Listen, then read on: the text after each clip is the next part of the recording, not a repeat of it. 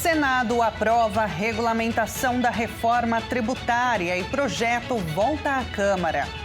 E você vai ver ainda. Câmara dos Deputados vota nesta quarta projeto que amplia a faixa de isenção do imposto de renda para quem ganha até R$5.000. E ainda, mais de 1 milhão de declarações do imposto ainda estão na malha fina. Essas e outras notícias você confere agora no Redação Hit. Olá, muito bom dia para você. Agora 11h30 em ponto pelo horário de Brasília. Uma ótima quarta-feira para você que decidiu ficar bem informado na primeira edição do Redação Hit. Vamos agora aos destaques deste dia 1º de outubro. Olha, hoje o Brasil e o mundo celebram o Dia Nacional e Internacional do Idoso, data que reconhece a importância e valoriza as pessoas com mais de 60 anos. O Brasil tem mais de 22 milhões de idosos com 65 anos ou mais, segundo dados do censo de 2022 do IBGE.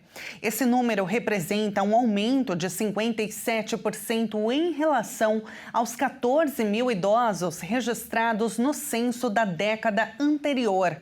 E a visão antiga de que idade é um impeditivo não se aplica mais. O envelhecimento ativo tem se tornado uma realidade. As pessoas idosas querem trabalhar, ter autonomia, independência e novas experiências, mas principalmente dignidade e garantia dos seus direitos. E é por isso que vamos falar sobre esse assunto agora com a Viviana Calegari, advogada e especialista em direito civil.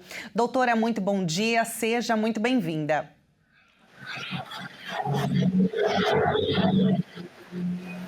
Bom dia, Tabata, bom dia aos telespectadores. É um prazer estar aqui com vocês. Prazer é todo nosso. Muito obrigada por aceitar o nosso convite. É preciso, essa data é muito oportuna, né, doutora, porque nós precisamos falar sobre os desafios enfrentados por essa população. É importante trazer aqui um dado muito chocante e até causa uma revolta. Em 2023, os casos de abandono cresceram 855% no Brasil. É um número estrondoso. Já em 2025, a média nacional apontou que 2 idosos são deixados diariamente em instituições de saúde após receberem alta médica, sem que os familiares retornem para buscá-los.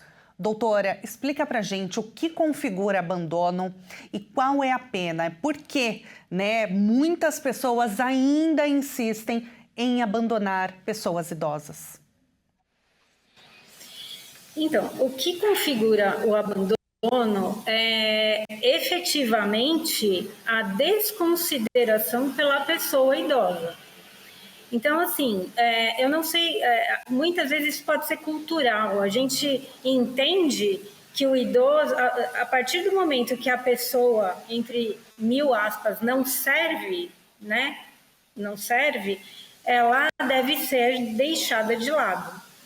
E isso é algo cultural mesmo, as pessoas veem, até o termo, eu questiono muito esse termo, a pessoa, a gente cresce, vai formando a nossa nova família, constitui uma nova família.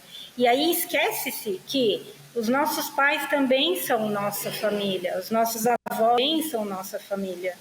E existe também um esquecimento de que nós também seremos idosos em algum momento, a menos que a gente, por uma eventualidade, faleça antes disso, mas também seremos idosos. E a pessoa idosa, ela tem tanto direito à dignidade da pessoa humana que está prevista constitucionalmente, como qualquer outra pessoa. E aí é muito lamentável, e essa data é muito importante para ressaltar que a presença da pessoa idosa, dado com essas pessoas, é fundamental para a sociedade. Então, é isso.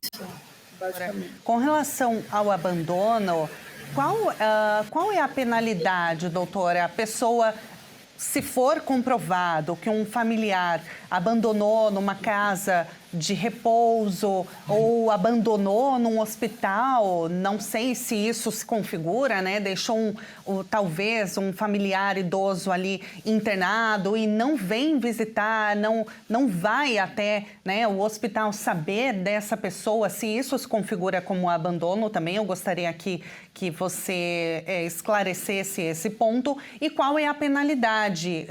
Qual o crime, né? Qual a tipificação que a pessoa pode responder? Na verdade, assim, o Estatuto do Idoso, ele prevê que é obrigação da família, em primeiro lugar, né?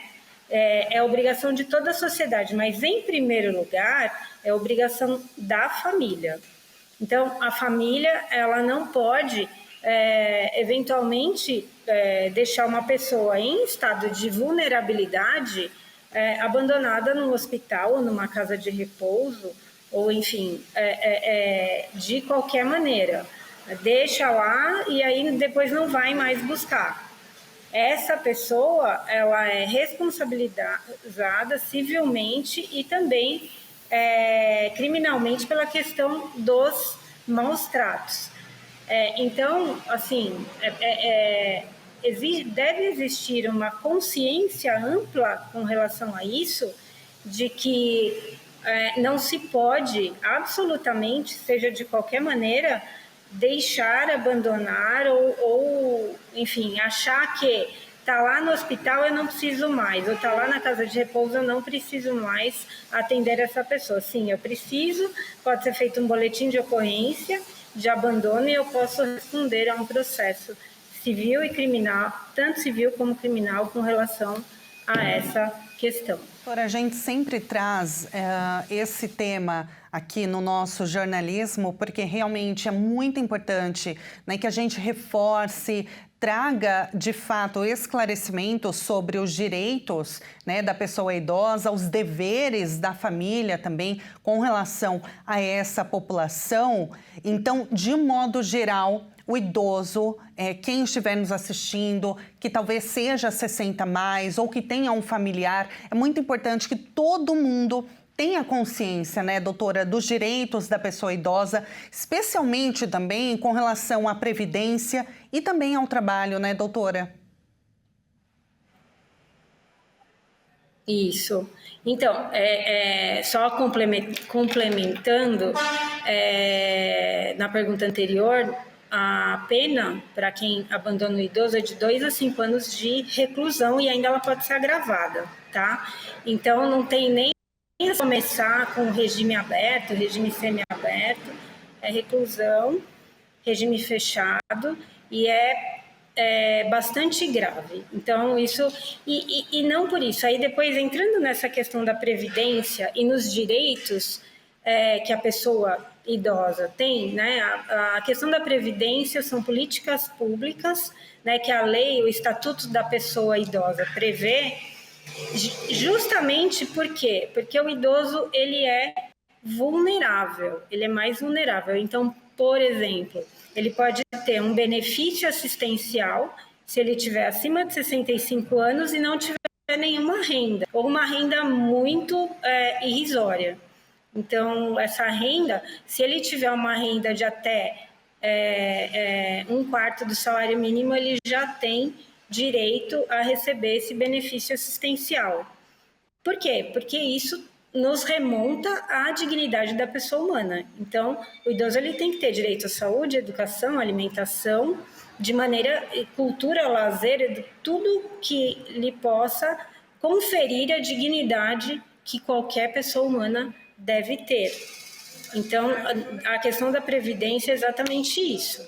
Certo, doutora. Olha, muito obrigada. Infelizmente, o nosso tempo já está bem apertado, mas olha, eu agradeço muito pela sua participação aqui conosco para trazer esse tema à tona, para que a gente fale sobre, né, os direitos da pessoa idosa nesse Dia Nacional e Internacional do Idoso. Doutora, muito obrigada. Um ótimo dia e que a gente continue, né, nessa luta para garantir os direitos da pessoa idosa. Muito obrigada, um ótimo dia. Muito obrigada e eu parabenizo toda a equipe por trazer esse tema tão importante nesse dia. Um abraço, doutora. Obrigada. Nós acabamos de ouvir a Viviana Calegari, advogada especialista em direito civil. E olha, a Câmara dos Deputados deve votar hoje o projeto que amplia a faixa de isenção do imposto de renda para quem ganha até R$ 5.000 por mês. A proposta prevê alíquota progressiva de até 10% para rendimentos acima de R$ 600 mil por ano. O texto, enviado ao Congresso Nacional, já foi aprovada por uma comissão especial em julho e aguarda análise pelo plenário principal da Câmara. A proposta prevê isenção de imposto de renda para pessoas com renda mensal até R$ 5.000 ou R$ 60 mil por ano. O projeto também prevê desconto para quem ganha até R$ 7.350 mensais. Para compensar a perda de arrecadação, o relator Arthur Lira manteve a proposta do governo de tributar com uma alíquota progressiva de até 10% dos rendimentos acima de R$ 600 mil por ano. A alíquota máxima incidirá para quem recebe anualmente a partir de R$ 1.200.000. A alíquota não valerá para quem já paga 27,5% de imposto de renda. Lira também acrescentou um dispositivo que destina parte do dinheiro com excesso de arrecadação a estados e municípios. De acordo com o parecer, mesmo com a ampliação da faixa de desconto parcial, haverá uma sobra de 12 bilhões e 700 milhões até 2027. Esse dinheiro será usado para compensar a redução da alíquota da contribuição sobre bens e serviços, instituída pela reforma tributária. O texto ainda terá que passar pelo Senado Federal e depois ser sancionado pelo presidente Lula para entrar em vigor. E o Senado aprovou o segundo projeto de regulamentação da reforma tributária. O texto trata do comitê responsável por gerir o imposto sobre bens e serviços que será criado com a reforma. Por 51 votos a favor e 10 contrários, o Senado segundo o projeto de lei de regulamentação da reforma tributária. A proposta cria um comitê com a atribuição de arrecadar, compensar e distribuir o IBS, o Imposto sobre Bens e Serviços. Sua estrutura prevê independência técnica e orçamentária, alternância na presidência entre representantes de estados e municípios e participação mínima de 30% de mulheres na diretoria executiva. Um comitê gestor, com 54 conselheiros, vai administrar o novo tributo, que passará a ser cobrado integralmente a partir de 2033 e será formado por um Conselho Superior, Secretaria-Geral, Corregedoria, Auditoria Interna e uma diretoria executiva com 9 áreas, como fiscalização, tributação e tesouraria. O relator do texto na Casa, o senador Eduardo Braga, acatou uma emenda da Câmara, a alíquota de transição que será calculada a partir da média de arrecadação do ICMS e do ISS entre 2024 e 2026. A forma de cobrança de imposto sobre matérias-primas derivadas do petróleo, como a nafta usada para gasolina, também foi alterada. Com a mudança, fica instituído que o ICMS será cobrado já na importação da nafta, fechando brechas de fraude e sonegação no setor de combustíveis. O texto aprovado no Senado ainda cria uma calibragem do IBS, definindo que a alíquota durante a transição será gradual, permitindo que estados e municípios adaptem suas contas. O texto também prevê a isenção dos novos impostos para pessoas com deficiência na compra de veículos de até R$ 100 mil. Antes de virar lei, ainda terá de passar por nova rodada de votação na Câmara dos Deputados. E veja a seguir, mais de 1 milhão de declarações do imposto de renda ainda estão na malha fina. Mas antes do intervalo, vamos dar uma olhadinha na cidade de Sorocaba, interior de São Paulo. 29 graus neste momento. Redação Hit volta já.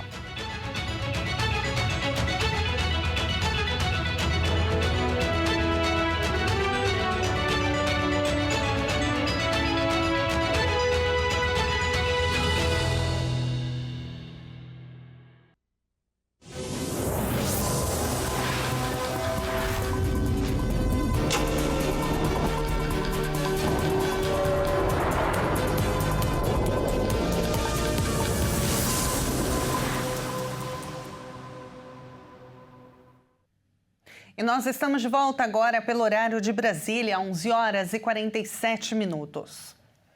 O governo dos Estados Unidos começou a paralisar as operações à meia-noite desta quarta-feira no chamado shutdown.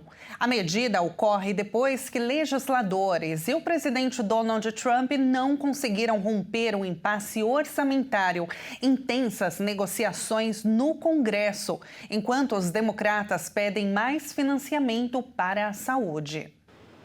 Os legisladores e o presidente Donald Trump não conseguiram romper o impasse orçamentário em tensas negociações no Congresso, com demandas democratas por financiamento da saúde.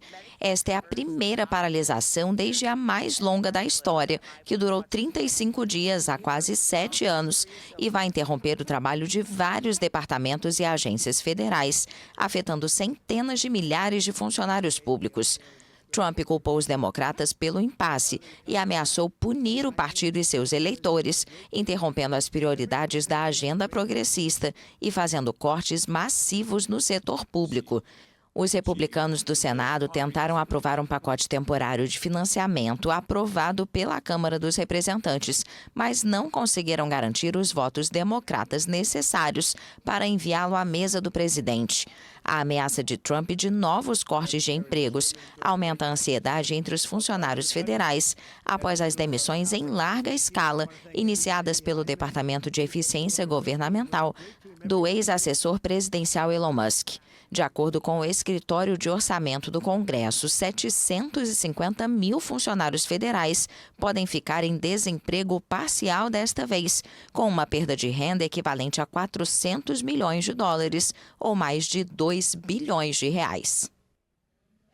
Pelo menos 69 pessoas morreram no terremoto que atingiu as Filipinas na terça-feira. O balanço foi atualizado hoje pelas autoridades, que temem que muitas vítimas ainda estejam sob os escombros.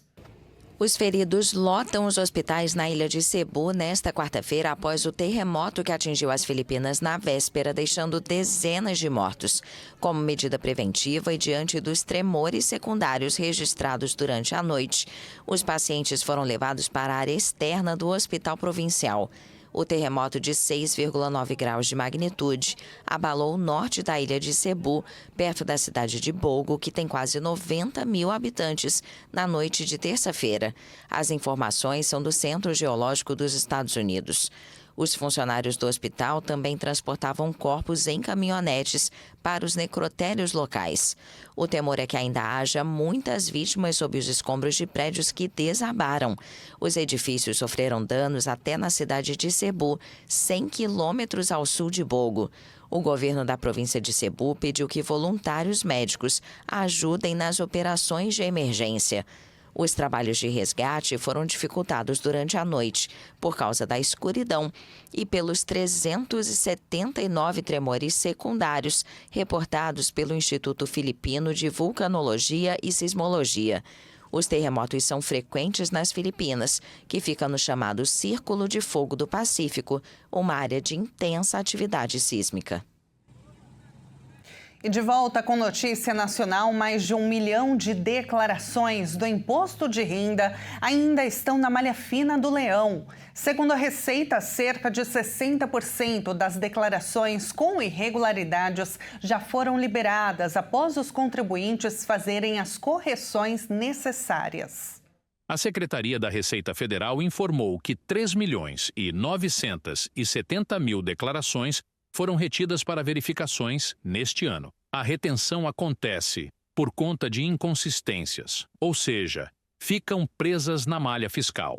Segundo o Fisco, 66% deste total de declarações do Imposto de Renda 2025, ano base 2024, que caíram na chamada malha fina do órgão, já foram liberadas por terem sido regularizadas pelos próprios contribuintes, mas ainda permanecem retidas em malha 1.290.000 declarações, o que corresponde a 2,8% do total de documentos recebidos neste ano. A possibilidade de acesso à situação fiscal do contribuinte e a orientações para a correção de erros foram fundamentais para muitos contribuintes resolverem rapidamente o problema com o fisco. Nesta terça, a Receita Federal já começou a pagar o lote. Abrange restituições de declarações transmitidas fora do prazo e com pendências solucionadas pelos contribuintes, além de restituições residuais de exercícios anteriores, tanto para contribuintes prioritários como não prioritários.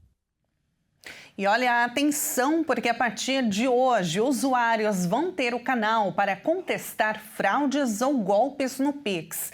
Os bancos passaram a disponibilizar uma ferramenta para solicitar a devolução dos valores extraídos. O Banco Central informou que a nova ferramenta vai permitir contestar fraudes, golpes ou cobranças indevidas de forma rápida e acessível, sem precisar ligar para o banco e esperar ser atendido. O principal objetivo do autoatendimento é garantir agilidade na contestação. As instituições financeiras passaram a disponibilizar no próprio aplicativo do Pix uma funcionalidade para que uma transação possa ser facilmente contestada, sem a necessidade de interação humana. Pelo canal, o usuário deve solicitar a devolução dos valores extraídos por meio de fraude. O autoatendimento do mecanismo de devolução dará mais agilidade e velocidade ao processo de contestação de transações fraudulentas. A autoridade monetária explicou que isso pode aumentar a chance de ainda haver recursos na conta do fraudador para viabilizar a devolução para a vítima. Segundo o Banco Central, no mecanismo, o cliente reporta que há uma transação suspeita e o banco envia uma notificação às instituições financeiras envolvidas. Com isso, o saldo é bloqueado imediatamente na conta recebedora. O Banco Central lembra que, em casos de golpes ou fraudes, a devolução dos recursos depende da análise das instituições envolvidas e da existência de saldo na conta do usuário recebedor. E os prazos de devolução são de até 11 dias em casos de fraudes e em até 24 horas para falhas operacionais do Pix automático. No Redação Hit de hoje, nós vamos conhecer a cidade de Itajubá, em Minas.